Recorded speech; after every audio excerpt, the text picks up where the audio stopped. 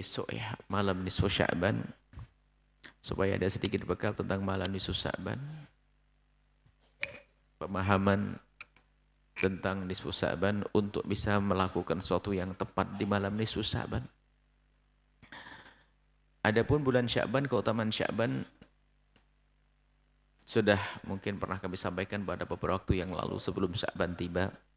Sekarang adalah masalah pertengahan nisfu Sya'ban. Ada di sana memang ada orang yang begitu mudah mengatakan orang lain melakukan kesesatan, bid'ah dan lain sebagainya. Termasuk ya, ada bid'ah yang sering dihembuskan atau seru apa tuduhan bid'ah yang sering dihembuskan oleh sebagian orang itu rutin, ada bulanan, ada tahunan. Bahkan ada mingguan, memang kebiasaannya semacam itu. Nanti bulan Rajab ada orang yang membid'ahkan, orang yang merayakan Isra Mi'raj, ada orang membid'ahkan perayaan Maulid Nabi, ada membid'ahkan. Akan tapi bagi orang yang berfikir akan menyelami dong. Bagaimana kalau ada ulama yang melakukan, bukan kita memulai dari prasangka buruk dulu. Ulama melakukan, apa kira-kira kita sebagai orang awam sebetulnya jika ulama melakukan sudah cukup. Karena keyakinan kita mereka ulama. Akan tapi bolehlah di saat mulai ada hamba-hamba Allah yang mulai begitu mudah menuduh saudaranya dengan tuduhan yang keji, seperti menuduh melakukan bid'ah dan lain sebagainya, maka perlulah kita menyelami lebih dalam agar tahu. Paling tidak mantap hati kita dengan apa yang dilakukan oleh para ulama-ulama. Kebiasaan melakukan satu kegiatan di malam nisfu Sya'ban. Malam nisfu Sya'ban malam yang orang boleh melakukan ibadah apa saja. Jangan di hari-hari yang lain melakukan ibadah lalu di nisfu Sya'ban dilarang. Ini aneh. Nisfu Sya'ban adalah seperti malam-malam yang lainnya. Akan tapi di situ ada berita yang perlu kita dengar yang menunjukkan bahwasanya di malam itu juga ada kejadian yang berbeda dengan yang lainnya. Ada beberapa riwayat yang kalau ingin tahu tentang perbedaan ulama dan agar kita menjadi orang yang dewasa, tidak gampang menuduh orang lain dan juga punya wawasan, ada catatan-catatan. Ini buku pertama, indahnya memahami perbedaan ulama. Kalaupun seandainya kita tidak melakukan hal tersebut, paling tidak kita tidak mudah menuduh hina, rendah, salah kepada orang lain dengan ilmu. Adapun keutamaan nisfu Sya'ban, kita hadirkan di bagian C ini dari catatan nisfu Sya'ban tentang Sya'ban. Ada beberapa riwayat hadis tentang malam nisfu Sya'ban. Hadis yang pertama ini diriwayatkan oleh Imam Tirmidzi, Ibnu Majah, Imam Ahmad bin Hanbal dan juga Ibnu Hibban. Tentang hadis Sayyidat Aisyah. An Aisyah radhiyallahu taala anha, dari Sayyidat Aisyah radhiyallahu taala anha. Semoga Allah senantiasa memberikan keridhaan kepada Sayyidat Aisyah. Qala, beliau bercerita, faqadtu Rasulullah, aku kehilangan baginda Nabi. Maksudnya waktu itu malam itu. Malam itu baginda Nabi tidak ada di samping beliau. Lailatan bersatu malam. Fa kharajtu, dan aku keluar. Fa idza huwa bil baqi, ternyata baginda Nabi ada di Baqi. Fa qala, kemudian baginda Nabi bertanya, kok nyusul kamu, kenapa? Menyusul. Jadi baginda Nabi bertanya kepada Sayyidat Aisyah, akunti takhafina ayyahifallahu alaiki wa rasuluhu? Kenapa Aisyah? Apakah kamu takut Allah dan Rasulnya menyanyiakanmu? Qultu, kata Siti Aisyah, ini ceritanya, inni dhanantu annaka ataita ba'da nisa'ik. Aku kira engkau ya Rasulullah telah pergi ke ummahatul mukminin yang lain, istri baginda Nabi yang lainnya. Faqala, kemudian Nabi menjawab. Loh, jawabannya ini kan tentang sesuatu yang bukan. Jawaban Nabi ini adalah tentu ada arti, bukan sekedar ngomong. Beliau seorang Nabi. Beliau menyebutkan innallaha. Lah, beliau bercerita tentang malam itu. Innallaha azza wa jalla. Sesungguhnya Allah yang maha mulia dan maha agung, maha agung. Yanzilu lailatan nisfi min Sya'ban, turun di malam nisfu Sya'ban. Kalau dinisbatkan kepada zat Allah, Allah turun, tentu kita punya keyakinan akidah ahlis sunnati wal jamaati, Allah maha ada dan keberadaan Allah tidak berada di tempat dan Allah tidak memerlukan tempat, tapi Allah yang menciptakan tempat. Jadi jangan dikatakan Allah pindah zatnya, Allah pindah dari tempat ke tempat. Akan tapi Allah telah menurunkan sesuatu, rahmat Allah atau sesuatu yang istimewa. Kalau rahmat Allah turun setiap saat. Di dalam bahasa Al-Quran dan hadis Nabi itu biasa menyebutkan sesuatu yang sebetulnya sesuatu itu sudah ada setiap saat. Akan tapi di saat disebutkan berarti ada nilai plusnya. Ada tambahannya. Di sini disebutkan baginda Nabi menyebutkan bahwa setiap malam nisfu Sya'ban itu Allah turun ke langit paling bawah. Allah turun ke sama'id dunia. Kemudian di situ ke langit dunia, ke langitnya dunia. Jadi yang turun ini adalah bukan zatnya Allah, ini harus kita masukkan bab akidah. Akan tapi yang turun adalah para ahli, para ulama menjelaskan Allah mengutus malaikat-malaikatnya untuk memberikan kabar, memberitahu. Dan Allah mengutus malaikat-malaikat untuk menurunkan rahmat-rahmatnya. Apa? Karunia-karunia yang Allah berikan kepada umat di malam itu.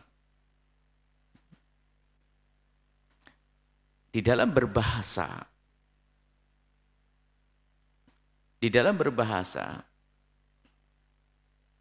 ada bahasa yang indah. Dalam ilmu bahasa Arab itu ada istilah kekuatan sastra ya. Kalau ada orang ngomong, Pak Presiden membangun Cirebon. Kira-kira siapa yang bayangkan, wah Pak Presiden jadi kuli di Cirebon, itu kira-kira siapa? Ya bukan, perintahnya telah turun untuk membangun Cirebon, kan begitu. Itu sederhana di dalam pemahaman orang yang ngerti dalam berbahasa. Bukan berarti, wah Pak Presiden membangun, wah jadi kuli, angkat besi, dan sebagainya, tidak harus seperti itu. Baik, ini kalau kembali masalah urusan akidah, tentu sangat mudah bagi orang yang ingin faham tentang akidah yang benar. Yang di dalam kesesatan, tetap dalam kesesatan. Memaksakan bahasanya Allah turun dan seterusnya. Baik, kita pinggirkan dulu masalah ini karena akidah pembahasan khusus yang jelas Allah ada dan tidak memerlukan tempat. Allah yang menciptakan tempat, sebelum adanya tempat Allah ada. Tidak memerlukan tempat, dan setelah Allah menciptakan tempat-tempat Allah ada. Seperti sebelum menciptakan tempat tidak memerlukan tempat. Kemudian Allah ini memerintahkan malaikat.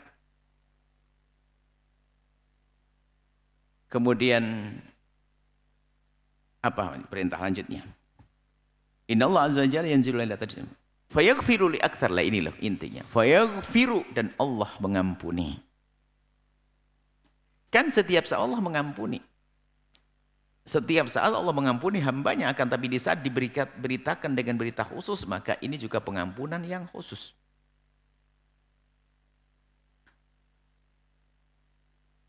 Ada pengampunan yang khusus. Wa yaghfiru li aktsara, maka Allah akan mengampuni dosa-dosa hambanya li aktsar, lebih banyak min adadi sya'ri ghanami kilabin.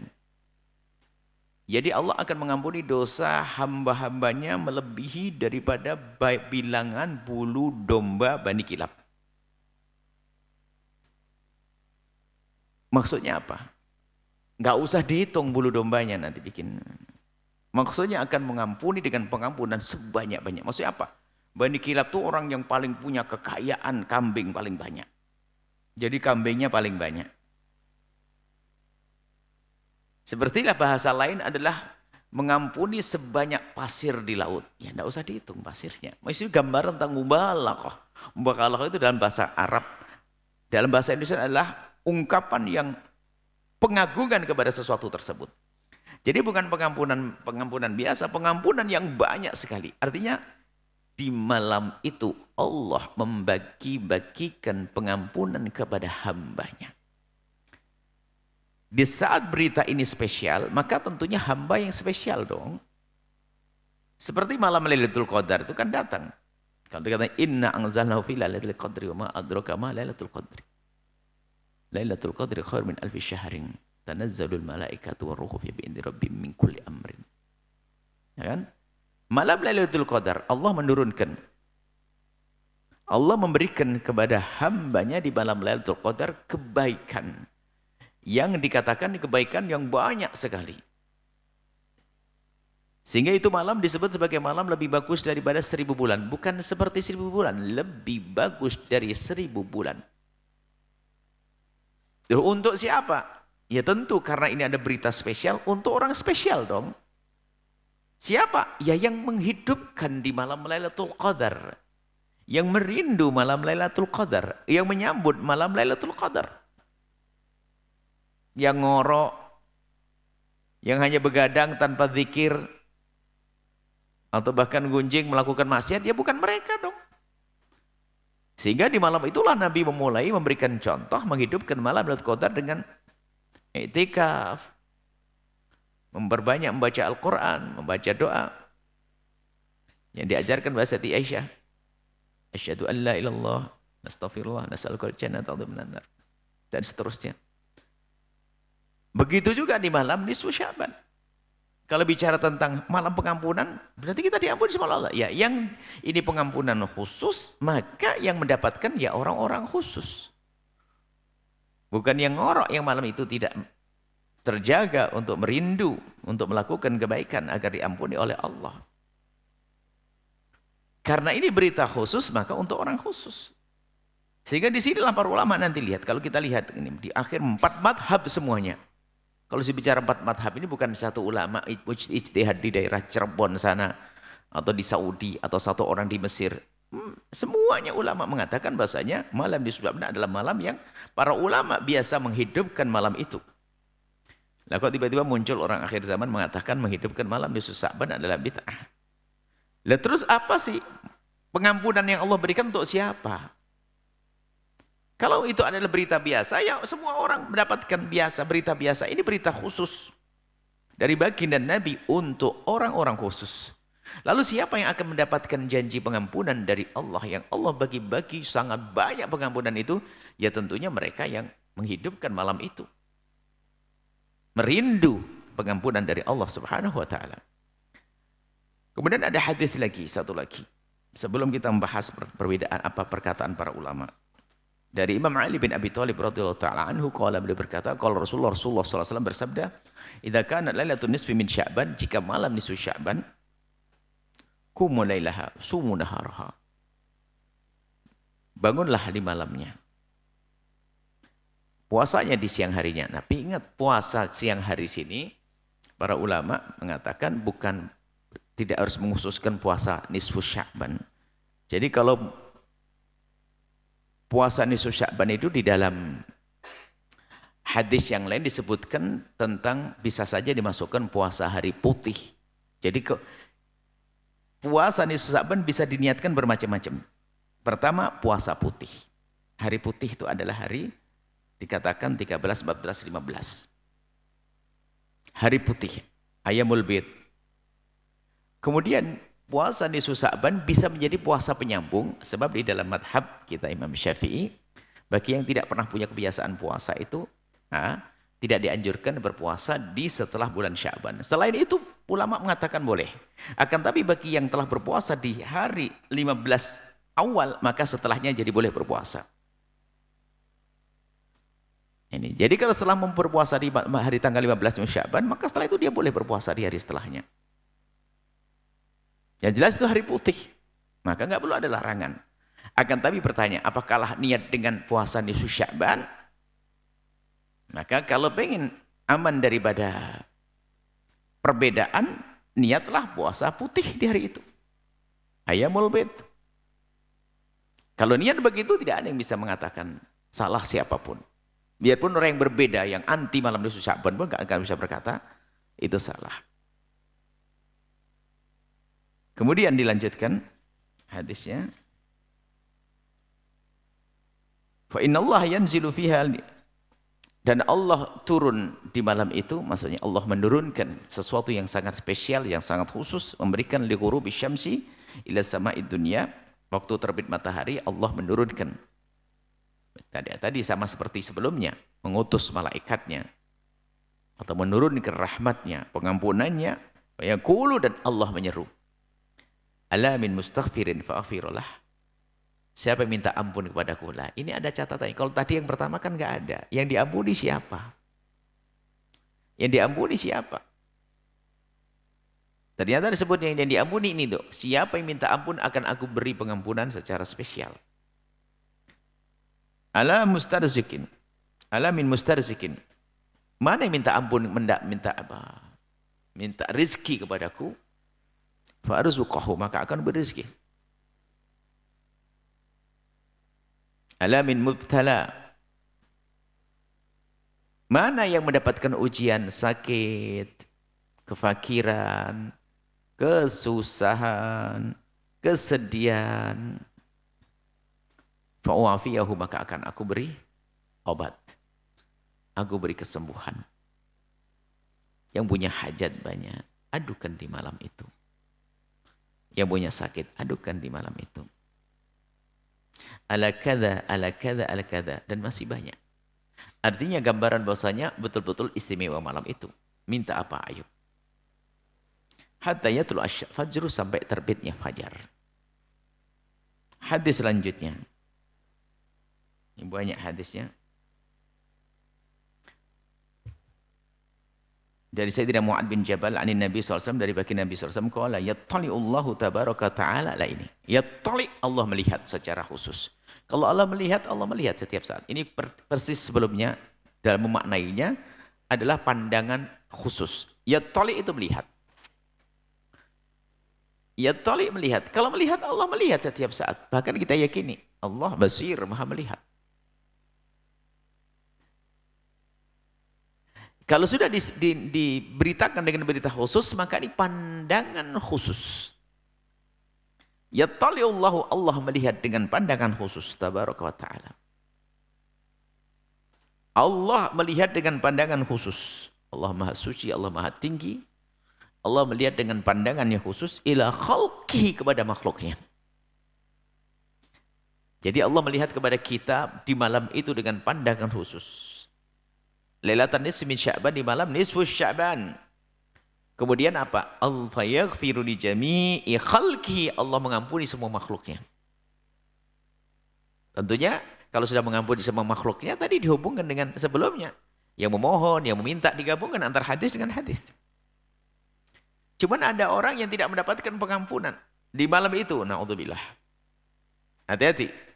Hari ini makanya kita persiapkan, tidak hanya malam itu kita menghidupkan nisfu Sya'ban, akan tapi kita siapkan diri kita untuk menjadi orang yang beruntung di malam nisfu Sya'ban. Apa itu?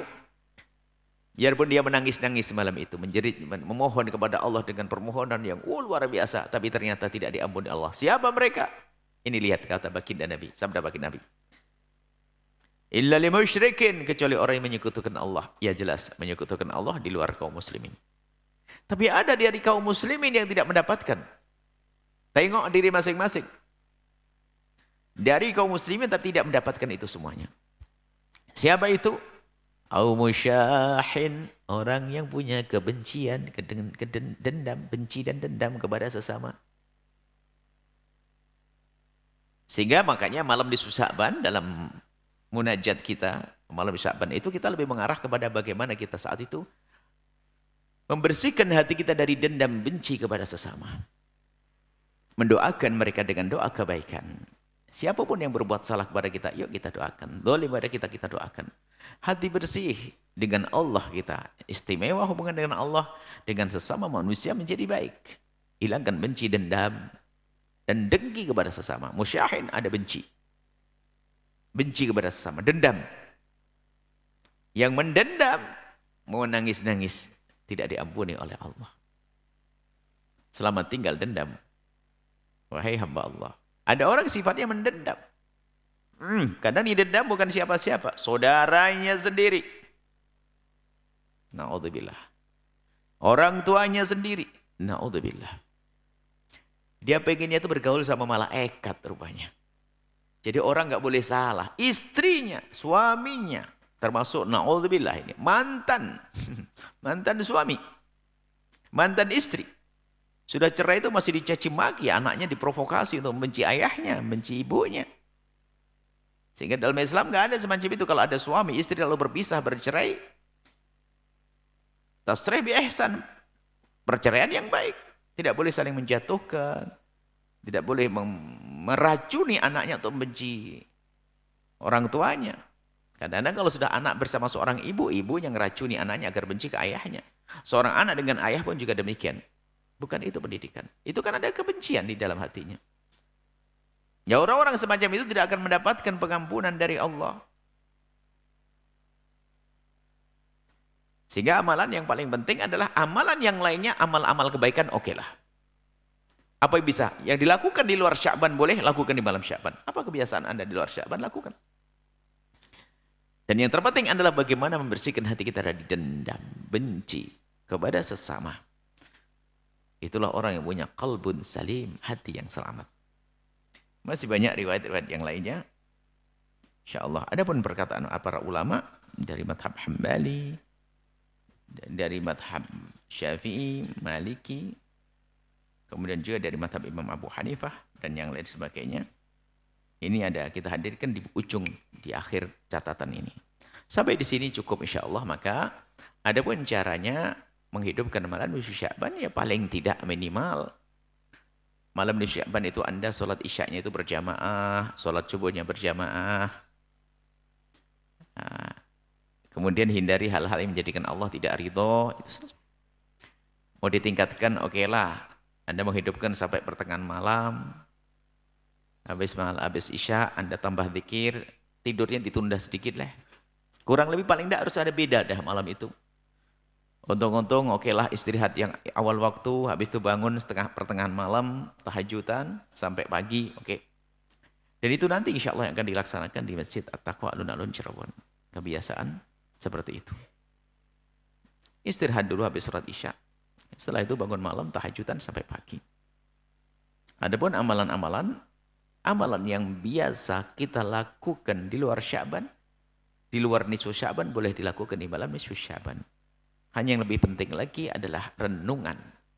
Agar kita membersihkan hati kita, menjauhkan dari benci, dendam, dengki kepada sesama.